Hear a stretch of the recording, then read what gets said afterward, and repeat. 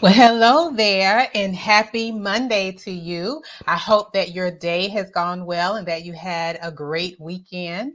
Listen, welcome to the break room. So glad that you're here. And always want to start off with the housekeeping that we are welcoming in and streaming live from our YouTube channel, our Facebook, and LinkedIn. And this is LinkedIn, your second week of joining with us. Thank you so much for being here with us.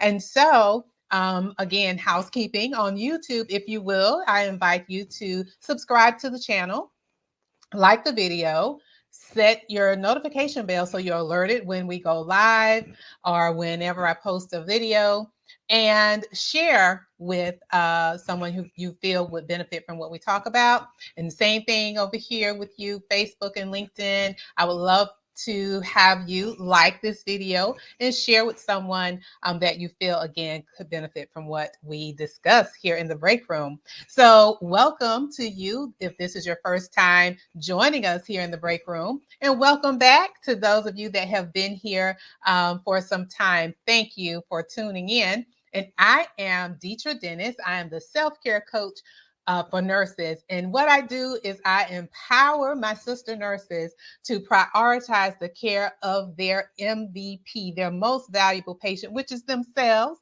so that they can show up as the best version of themselves. And as a result of that, it impacts the well-being of those connected to you. So if you will put in the chat where you are tuning in from, I would love to know that. So it's a dialogue here in the break room. It's not just me talking to myself, and even if you're watching the replay, I do like to follow up with the comments and respond. So again, this is our conversation here in the break room. And as I'm talking about it, the break room is a self-care safe space for nurses. It's a way to escape from the day-to-day tasks, just to come in, to get refreshed, to get recharged, and set the tone for your day, set the tone for your week. So, and we have a theme song, so I want you to get ready and shake your shoulders with me as we sing the song, because what it is, you're letting people know, hey, I need a moment, need a few minutes, and I'll be back. I have to go over here to the break room, and I'll be back real soon. So come on, sing it with me. There's a meeting in the break room. I'll be back real soon. Uh-oh, uh-oh. All right, so we've got that in, went through all the housekeeping. So now let's get into it. Are nurses saving the best for last? And again, as you see here, I love music. So, the song that came to mind was Save the Best for Last. And type in the chat if you remember who sung that song. I'll keep going. I want to see if you put in there who sung that song. But it goes like this. Well, part of it. I won't sing it all. But you go and save the best for last. Okay, it was a beautiful song, but I want to ask this question. Do you think it's okay for nurses to save the best, save themselves, save their MVP for last? Let me know in the chat whether yes, you feel like yes, it's okay to save themselves for last, or no. So here's my thoughts about it. And I know you're probably thinking, okay, Deetra, listen, after I have worked long hours, who has time for self-care or caring about yourself? Who has time? Or you might be saying, well, listen, after I've worked the long hours, picked up the extra shift, did all the things around the house, I'm too exhausted. Fatigue, however you want to say it. And I get it. I was once there. Listen, I was being everything to everybody, and then that left me exhausted, overworked, and overwhelmed. But I had to make a decision that if I wanted to show up as my best self, I needed to pour into me just like I pour into others. And so I really feel that, and I know last week we talked about, the industry, there needs to be an overhaul in the industry in itself, evaluate, because it's not working, because that life work balance is not balancing like it needs to, and we really want to emphasize on the life, right? But what I really feel that is because of our, and if you're like me, you have a nurturing personality. And I know in corporate America, when I've worked in a management um, role or in managed care, we would have consultants come in and we would have, different type of personality trait tests that we would take. And I remember one, it was by Myers-Briggs, and it again was a personality test, and mine came up as I was a nurturer. Now there were many that I had different parts of, but the dominant one was a nurturer. And so I want to share with you like the definition of it. And, let me know if that resonates with you, if that is your personality trait as well. So with the, what Myers-Briggs personality trait defined a nurturer as someone characterized by kind-heartedness, optimism, awareness, loyalty, patient, and respectful. And then it went on to, share about, usually a person with a nurturing personality trait goes into a service type career, be it in the medical profession, be it social services, or be it in education. And so, many other careers came up, like a spiritual leader, the military, things of that nature. Those were what Myers-Briggs defined as a personality trait, nurturing personality trait. Now, I want to just list a few because it goes into the positive side of being a nurturer, and then it shows some negative side. So I'll just give three. There were quite a few, but I'll just list three. So a positive trait is that you care deeply for others. The other is that you're service oriented and very concerned with making others happy. And then lastly, you take your duty and your obligations very seriously, and you put forth all the effort to fulfill your obligations or your roles and your responsibilities. Those are great traits. Would you agree? I would love to see in the chat, if you agree with that. And then now what happens, those are excellent traits, but what happens sometimes when there again is an imbalance in that, and it's like to a fault, what happens, these negative traits come up. So you tend to neglect your own needs, tendency to place others' needs above your own. And then you may have a hard time saying no. Let me know again if this resonates with you. Again, I know for me in times past, all of those resonated with me.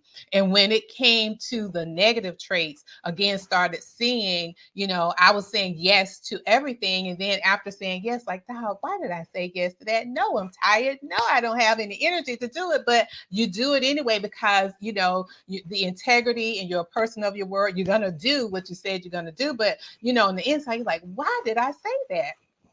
But anyway, I want you to understand that when we continue in going in that manner, these are some things that happen when you put or save yourself for last. It leads to unwanted and unhealthy life choices because, like, the thoughts in our minds that we don't have time, we're exhausted. But what tends to happen because you are exhausted, you tend to use food in high stress. You tend to, I can only speak for me, I can't speak for you, pardon me for that. But I know for me, in those stressful moments, I turn to food as my coping skills. And I know I've said this before, this was prior to me going plant-based, but listen, sour cream and onion potato chips were my go-to. They called my name in the stressful moment. But again, that was one unhealthy lifestyle choice. Or I wasn't moving my body as I needed to, wasn't exercising, and then wasn't getting enough sleep. And all of those three things is what American Nurses Association had a survey, and it revealed that nurses are less healthy than the average American because of high levels of stress, because of, obesity, and then not able to get sleep. So again, this is what happens when we save ourselves for last, or the best for last. The other thing is that, again, as I mentioned, the high levels of stress, that in turns have the cortisol, the stress hormone levels very high in the body. And if that is gone on for a prolonged period of time, what ends up happening, it puts you at risk for chronic health conditions like diabetes, heart disease, high blood pressure, and other things, weakening your immune system. So again, this is what happens when you save the best, which is you, for last. And lastly, and this is something that we discussed during our workshop on last week, is that dissatisfaction that then leads you to want to leave the profession. And I've been seeing that quite a bit. A lot of people wanting to leave the profession altogether. And I could understand if you have a role that you're in any aspect of nursing, you feel like, okay, you want to explore other things. That's great. But to just say, forget it all. I mean, it was all the work that you put into becoming a nurse and your why of becoming a nurse, to throw that all away because of frustration. I want us to kind of flip the script a little bit.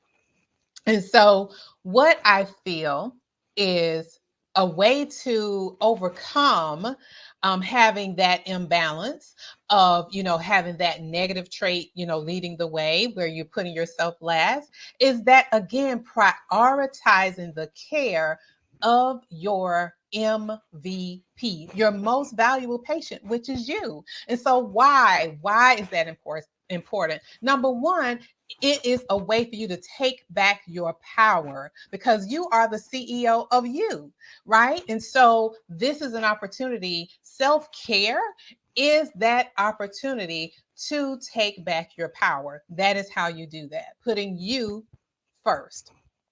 The other reason, again, it reduces the stress and better prepares you for the demands of your role. We know that nursing is a demanding role. We know that. But by prioritizing your MVP, this helps to reduce that stress and, again, prepares you for the demands of the role. And lastly, it replenishes your empathy and compassion. And we know it's very critical in every aspect of nursing for you to have empathy and compassion, because when you constantly pour out that empathy and compassion each and every day without replenishing, it puts you at risk for depression and anxiety. And who wants to be in that space, right? We want to be able to live a life of being satisfied and being fulfilled in everything that we do. And so that's what I wanted to share with us today, that is so important.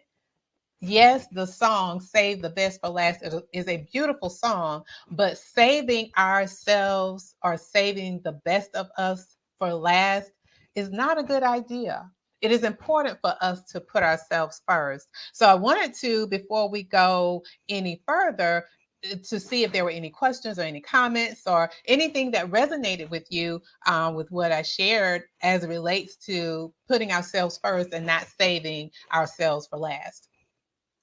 All right, if I don't see any comments, I just want to remind you as well to remember to subscribe to the channel. If you're on YouTube, like the video, and then again, share it with others. Even if you're watching this as a replay, share it with others who you feel, if I can get it out, who you feel, they might be saving themselves for last, but really want to support them in prioritizing the care of their MVP. So, I love to end with a quote. And so this one for us tonight is, putting yourself first doesn't mean that you don't care about others. It means that you're wise enough to know that you can't help others if you don't help yourself first. So thank you again for tuning in on tonight. And I hope that you have a wonderful week. And I look forward to seeing you next Monday, same time, same station. Have a good one.